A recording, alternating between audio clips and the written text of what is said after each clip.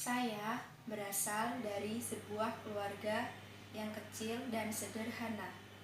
24 tahun yang lalu, saya dilahirkan di sebuah desa kecil di Wonogiri. Ayah yang bekerja sebagai sopir angkot dan ibu sebagai ibu rumah tangga membuat saya harus bekerja lebih keras dengan keadaan yang serba cukup.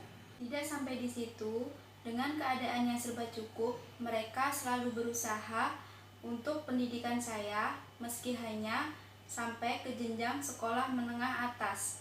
Karena adik yang masih duduk di bangku sekolah menengah pertama membuat saya harus bekerja dan tidak melanjutkan ke perguruan tinggi.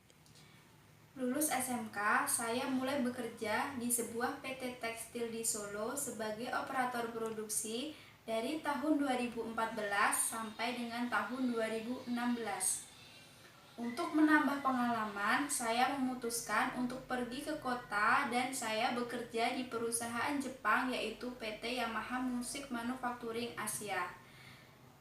Dari tahun 2017 sampai tahun 2019 saya belajar banyak di sana, mulai dari rekan kerja, sistem kerja, dan juga kedisiplinan yang sangat baik yang diterapkan di sana.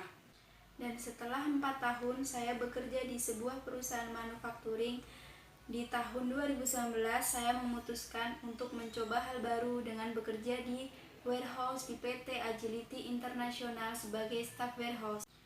Ibu saya pernah berkata, sebagai anak pertama, saya harus belajar hidup mandiri dan mencari pengalaman baru sebanyak mungkin. Mulai dari saat itulah, saya memutuskan untuk bekerja sembari kuliah. Bekerja sembari kuliah membuat saya harus lebih pandai dalam membagi waktu supaya dua-duanya berjalan dengan sebagaimana mestinya. Sering melakukan banyak hal dalam satu waktu membuat saya terkadang pernah miss dalam suatu hal. Cara saya mengatasinya adalah sering melakukan to-do list sehingga saya tidak akan melupakan apa yang akan saya lakukan dan lebih sistematis menurut saya.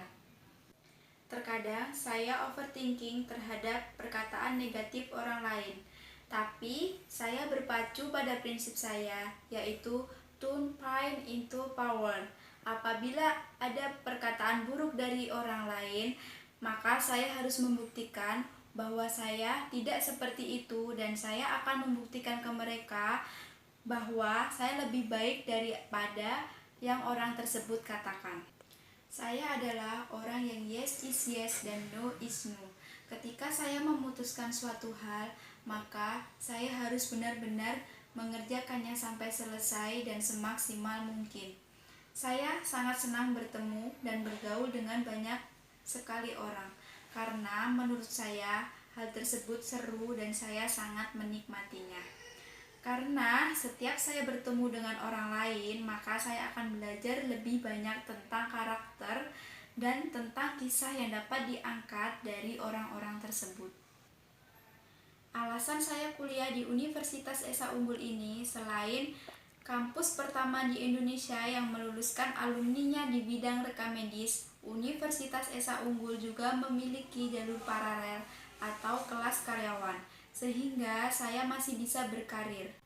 Saya juga yakin, Universitas Esa Unggul juga merupakan kampus perguruan tinggi kelas dunia yang berbasis intelektualitas, kreativitas, dan kewirausahaan yang unggul dalam mutu pengelolaan dan hasil pelaksanaan Tridharma perguruan tinggi.